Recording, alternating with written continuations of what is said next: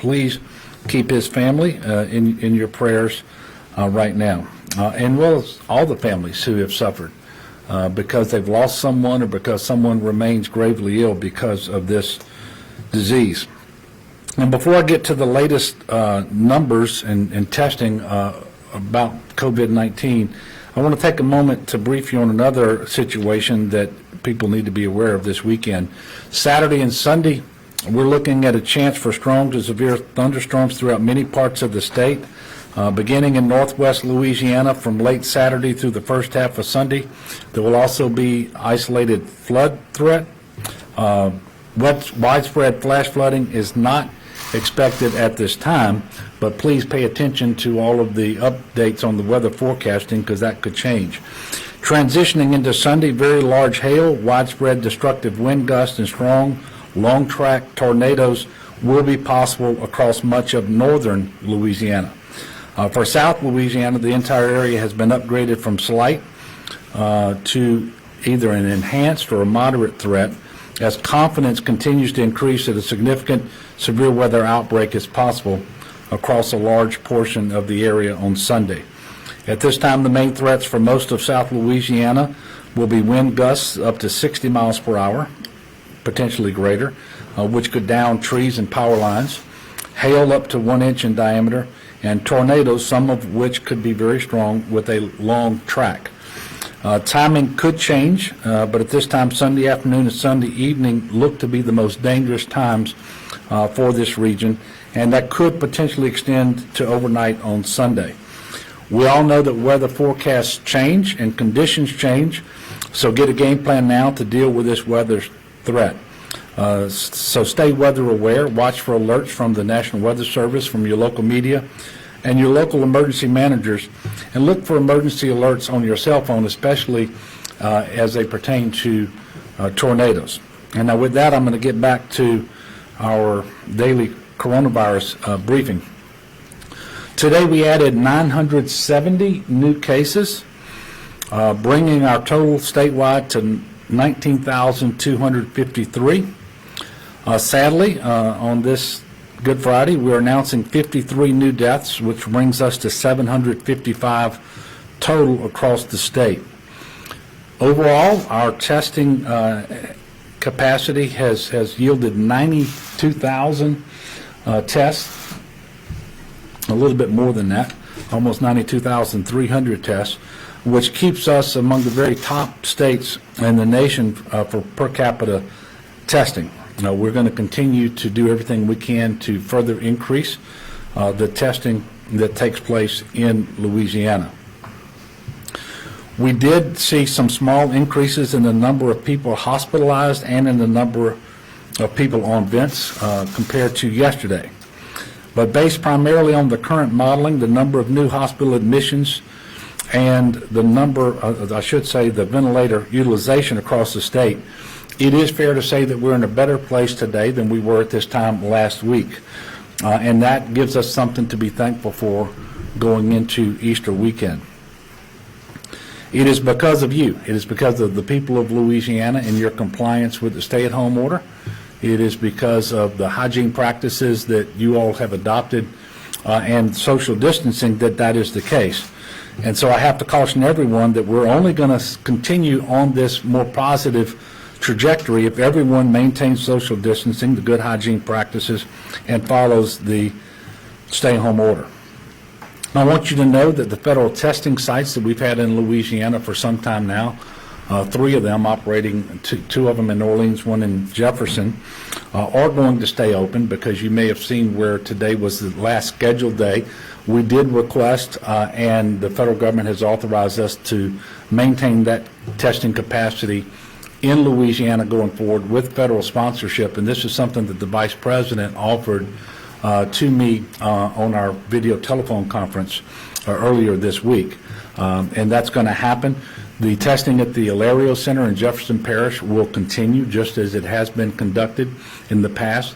The 2 sites that had been consolidated at UNO in New Orleans will be relocating.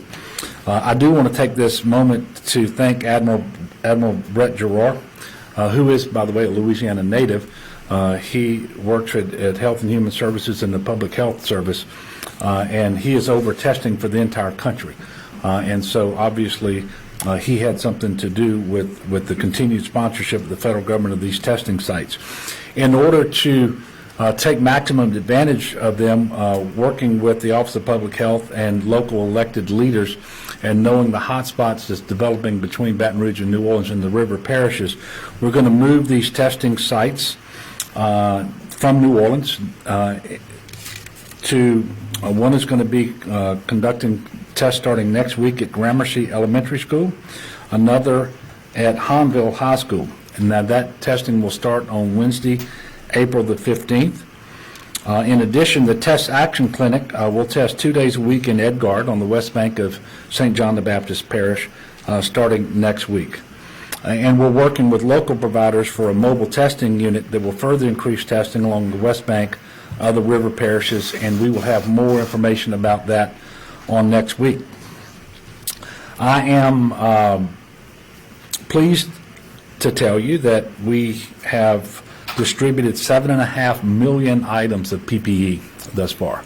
And I want to thank the National Guard because they are doing the heavy lifting there. They're maintaining our warehouse here, so they receive the shipments.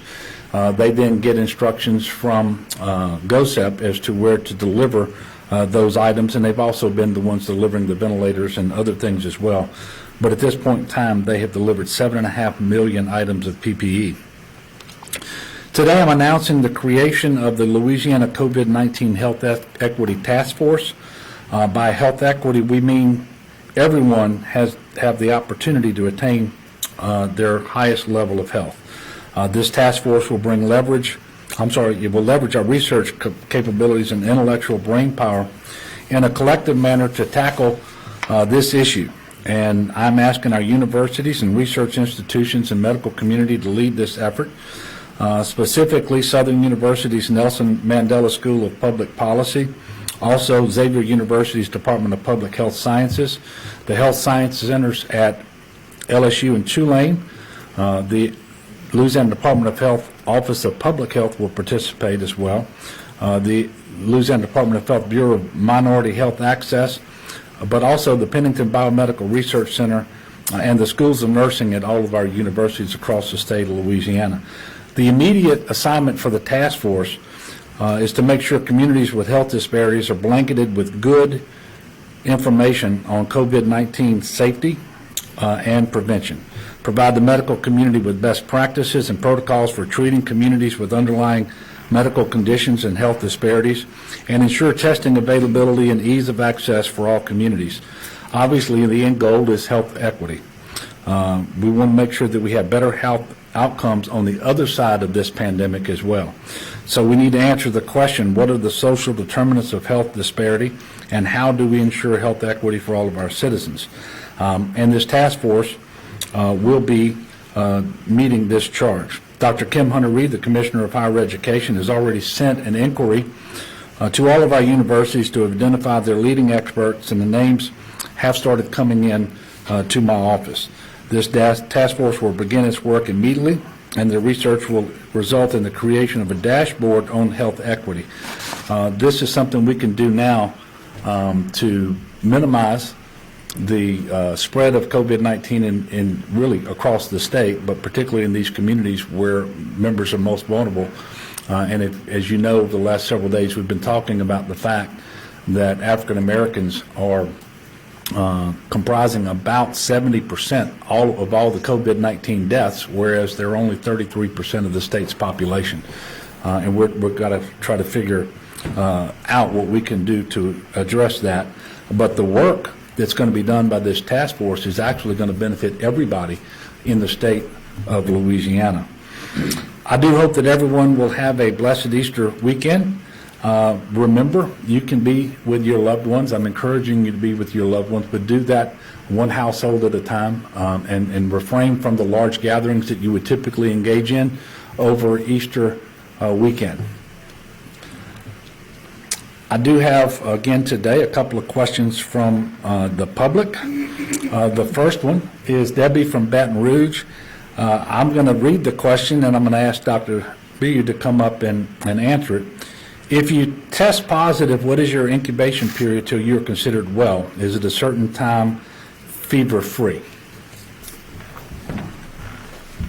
So that's a great question, Debbie, and I think probably asking a question that's on a lot of people's minds. And I think it bears us emphasizing, despite the fact that we've sadly lost 755 Louisianans, most people who get the COVID, who have COVID, will get better. Now, my understanding is that it is a pretty rough illness, and it's not something that any of us want to have to go through. So by all means, everything the governor just said, we should be staying at home and limiting our exposure to folks. But it is something that takes time to get through. Our definition from the CDC definition for when we can say that you're actually recovered is at least 7 days after you had symptoms develop. That's usually when we say you had the beginning or your onset of illness. And after that time period, what we're looking for is 3 days without a fever, and without significant improvement in your symptoms before we can say that you are recovered. And importantly, that time period without the fever has to be without taking a medicine like a Tylenol or ibuprofen that's helping reduce that fever. So again, you'd have to be without symptoms for 3 days before we would say you're recovered. And during that entire period between symptoms and to that point where you're fever-free and feeling better, everybody who has those symptoms, even if you haven't been tested, should be isolating, so staying away from your family and friends and doing an extra good job of cleaning up after yourself, washing your hands, so that we really limit the spread of virus around the communities. So thanks for that question, Debbie. Thank you, Alex. And Francis from Pineville has asked, will some parishes be able to open back up sooner than those with hotspot situations? That, too, is a great question. And as we get closer to April the 30th, we will make a decision here about what, if any, of the restrictive measures that are currently in place get continued. And quite frankly, as Dr. Fauci says all the time, the virus is in control of the timeline going forward. We really are not. But as we get closer to that date, we will look at what the situation is in Louisiana, what the guidance is coming from the CDC, what the testing capacity is at that point for surveillance, for diagnostic, and for purposes dealing with the serology testing that we talked about yesterday, trying to figure out who has contracted COVID-19 and gotten through it and has the antibodies that should mean that they don't get it again. Although this is a novel coronavirus and we're still learning about it and so forth. But all of that's going to be taken into consideration as we decide how to move forward after April the 30th. I am encouraging everyone to be patient and to understand that when we get to April the 30th and beyond, what the situation looks like is going to depend upon what we do between now and then. And that's why it's incredibly important that we continue with our present posture, be focused and be determined to make sure that we're following the stay-at-home order, that we are not engaging in unnecessary travel and contact with other folks, that we're maintaining our social distancing and our good hygiene practices. And if we do that, the one thing I can say for sure is as we get closer to April 13th, we're going to be in a better place than we otherwise would have been. Before I take questions from the press, I'm going to turn it over to one of our special guests, Archbishop Gregory Amen. He's joining us today from New Orleans by Zoom. It is Good Friday, and I thought it's an important time for many of us to hear from someone like the Archbishop here at the start of the Easter weekend. You probably know this, but the Archbishop has been diagnosed with COVID-19. I believe he is recovered now. I asked him to join us today to speak about his experience with the disease, but also to offer a prayer for the state of Louisiana. And Archbishop, thank you so much for joining us today, and I'll turn the floor over to you. Governor, thank you for the opportunity to participate in this news conference. And I also thank you, as our governor, for your very strong and effective leadership during this very critical time. We appreciate what you are doing for us and the wisdom with which you lead us. As you mentioned, Governor, yes, I had the virus, and I'm pleased to say that I have recovered. I felt the healing hand of God upon me. And those of us who have had the virus, we know how complex it is, how much energy it drains from us. I only had one of the three symptoms of the virus. And so I was well aware as I was recovering and in quarantine that there were many people out there who were far more ill than I was.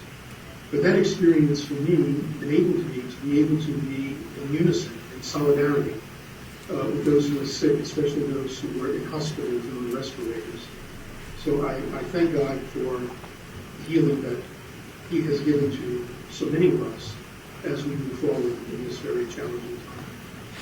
Well, thank you very much for sharing that with us. And as a request from me, I would ask that you would offer up a prayer on this Good Friday as we look forward to Easter Sunday. Thank you. And before I offer the prayer, I would first like to address for a moment our Jewish brothers and sisters. We are celebrating holy days, but so are they. They're celebrating the Passover beginning this week and into next week. And so to all of our Jewish sisters and brothers, may God's peace be with you, and may these days of Passover be a time of blessing for you and for your family.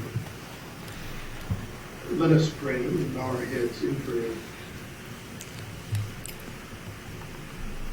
Lord Jesus, on this day we not only remember, but we celebrate and we thank you for your passion and your death.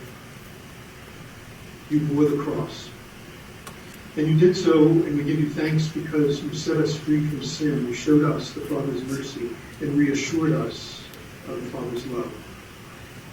Thank you for carrying the cross. Thank you for reassuring us that we are indeed loved and forgiven. And Lord Jesus, you have always promised that you would be with us.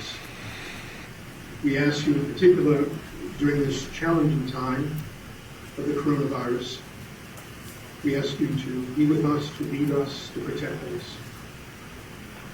It is a challenging time and a cross that we bear, Lord Jesus, and so we ask you to help us to carry that cross.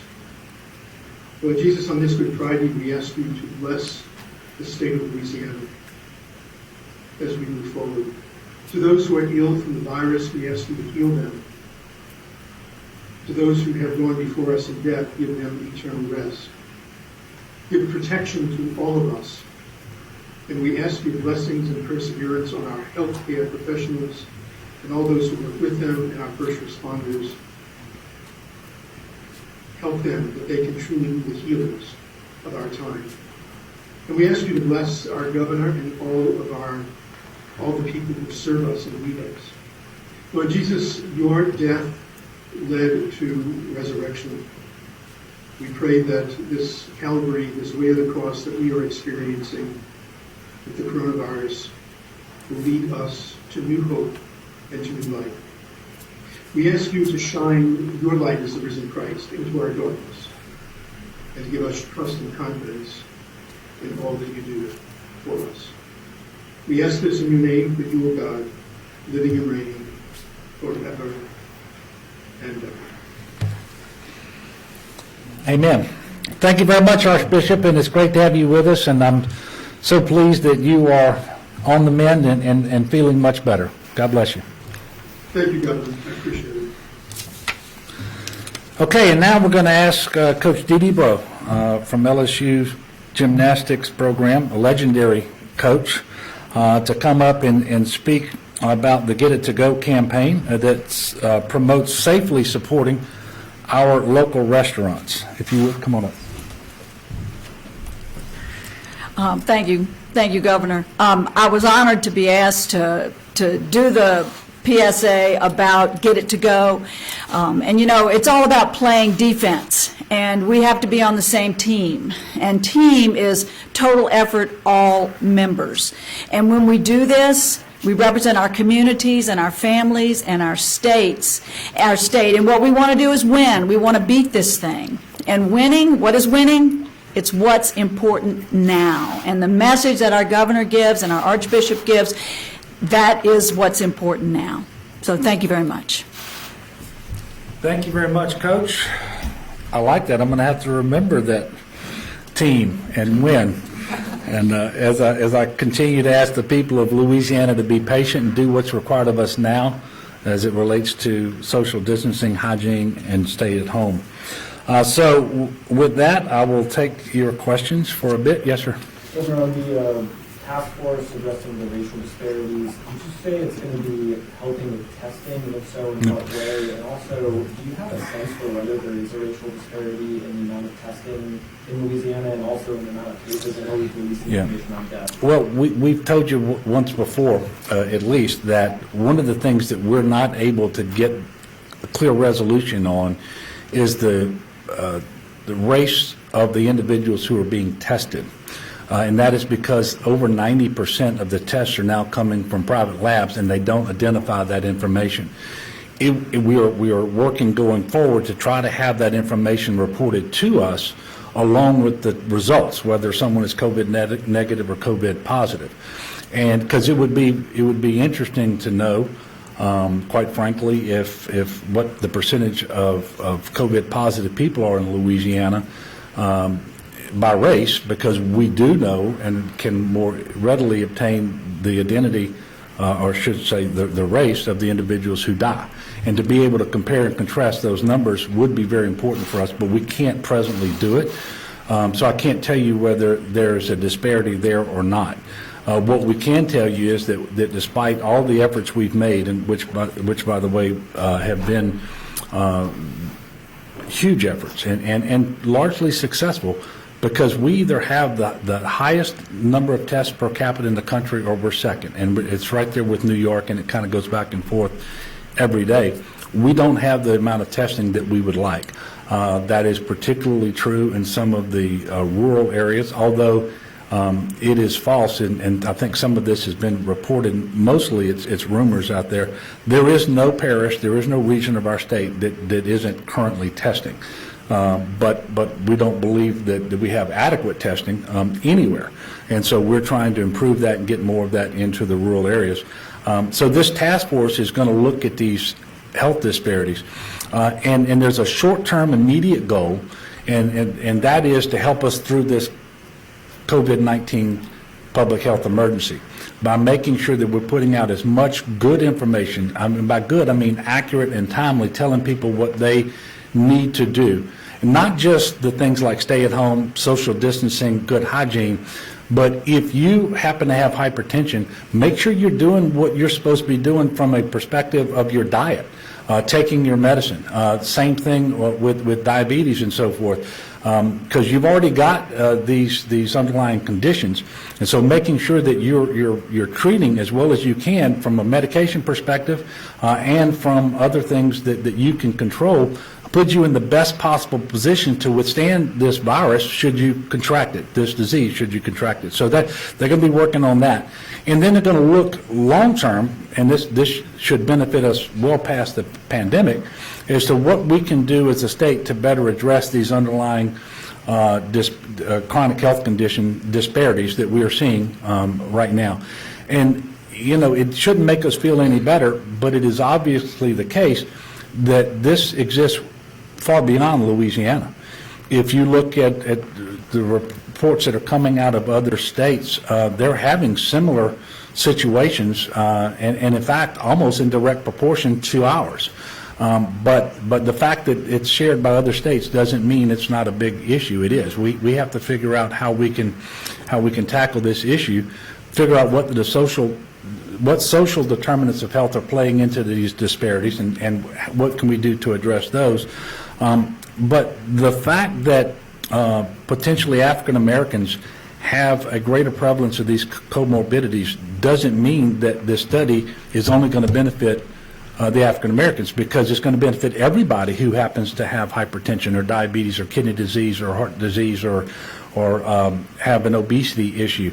But we know that the disparity is playing out with a disproportionate number of deaths being visited upon the African American community, and that's the primary reason that we instituted it as quickly as we did, and want to bring some results to bear early enough to help us with this particular emergency. Yes, sir. On that, isn't this just kind of like the coronavirus has exposed a long, dark secret, not just in Louisiana, but in our country, that African Americans have these underlying issues, but it's because of the grocery gap and just different things like that, because African Americans, to a larger extent, do not have access to healthy foods and things like that. Yeah, I think that's fair, and I think we know that we can have better behavior in our state. We still have too many people who smoke. We have too many people who don't exercise. We have too many people who drink 3 sodas a day rather than water. I mean, it is all of it, and I don't profess to know all the answers to the question that you just asked, but that's what this task force is going to look for. But maybe this is an opportunity, given that this virus, this disease is shining a light on these disparities. Maybe this is our opportunity to finally break through to a larger number of people and get them to change their behaviors. Get them to take advantage of the opportunities that they have in order to see a primary care physician and start managing their diseases better. And do this before the disease gets so bad that it's really hard to treat. You know, that's what was so important about getting people an opportunity, perhaps through Medicaid expansion, to have primary care, preventative care that they didn't have before, to get diagnosed with illnesses and diseases before they progress to the point where they were almost impossible to treat. And then you have that pharmacy benefit so that you can actually afford to fill the prescriptions and take them as prescribed to keep these conditions hopefully in check and mean that you're healthier. So maybe this is a way to finally get people to focus on these things, because it's not so abstract anymore. There is a real price to pay, and you pay it every day, but you pay the ultimate price too often in the situation of a pandemic like we're experiencing right now. So maybe this gives us an opportunity to really drive some change in behavior and some changes in society, some changes in the way we deliver health care, all of it to elevate the health of the people of Louisiana. Yes, sir. What's your message to those still fighting coronavirus and those survivors of this virus? Wow. You know, I thought about this a lot last night after I learned that Representative Bagala had passed and that the disease had taken his life. And then I looked at a video that Ted James did, another state representative, and a very, very powerful video. And then I compared it with some stories that I've been told by some people that I know who haven't gone public, but I know that they've had the disease and they've been in the hospital. This is just really tough. And for the family members out there, their loved ones are in the hospital room and they can't go visit them. Now, they're depending on the condition of their loved one, they may be able to have phone calls or may be able to FaceTime, or it could be that the individual is incapacitated and can't participate in that. And so they're forced to obviously try to support that person from a distance, and obviously they can pray with them, for them, I should say. But what a tough situation for those family members, and obviously for the individual with the disease as well. I can only imagine what that must be like. And my heart, it really does. It breaks for those people. And this is happening. I mean, this is happening all over the world right now, all over the country, and every day we come out here with new cases and new hospitalizations and new deaths. This is just really, really tough, and which I hope that everybody who's listening to this and thinking about this understands that there are some things that they can do to make sure these numbers stay as small as possible. And they're the things we've been talking about for a month now, literally for a month, and they haven't changed. They work. And you know, we love one another, and we know how to be good neighbors. Being good neighbors right now means you do what we're asking you to do. Maintain your social distancing. Make sure that you're practicing good hygiene. Follow the stay-at-home order. Don't go out unnecessarily. Don't go shopping more often than you need to. Don't take the whole family with you. All of these things, and be patient. I mean, look, this is a tough situation, and especially we're going into Easter weekend, which is for Christians, and certainly I'm one of those. This is the holiest of times in the whole year. I mean, it is this weekend, and so hopefully we can lift up one another in prayer. I happen to personally believe that 3 o'clock on Good Friday is the time of. Not that you shouldn't pray every day, but that is the time to offer up a prayer, because I happen to believe it's received, and it's just a little stronger than it normally is. Last question. Melinda. Governor, the prison at Oakdale has obviously had a number of cases and multiple deaths at this point. Have you been in contact with the Federal Bureau of Prisons, and what is being done, and from your perspective, what should be done to handle the outbreak there, and whether that's to release prisoners early or what methods?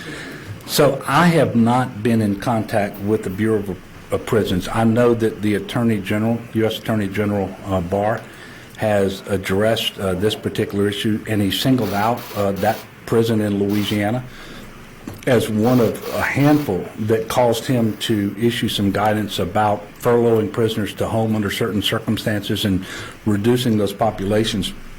What we have been doing is talking to the regional hospitals that have been taking those people into their care. And that is a very serious situation.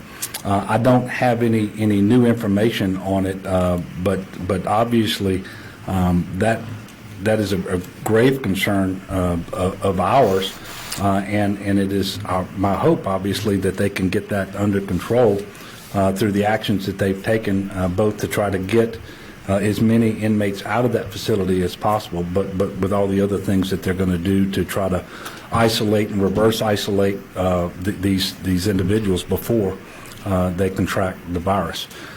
Look, I want to thank y'all again for coming out today for the press conference, and I want to thank all the people who've been paying careful attention to this. Please be patient and understand that we have to get through this. We're going to do it. The day is going to come. I don't know when, and I don't know what's going to transpire between now and then, but the day is going to come when this will be behind us. We're going to get back to life as we want it to be, and so forth. And between now and then, let's support one another. Let's do what we can to be good neighbors and to take care of one another, but do it from a distance. And lastly, again, this being Easter weekend, I do ask everyone to lift one another up in prayer, and that we will especially remember those healthcare providers, those doctors and nurses and respiratory therapists and all of those allied health professionals who are doing so much right now to take care of people who need it the most, and in very, very difficult situations and at some risk of harm to themselves. And if you just think about what, generally speaking, a hero is, that's what a hero is. It's not the athlete, as much as we love athletes. It's not the politician. It's not the rich person. It's not the actor or the actress. These are heroic actions, and they're taking place in every hospital across Louisiana, in all of these healthcare settings, and all across the country. So let's remember them this weekend in our prayers, and let's get through this. God bless you, and thank you.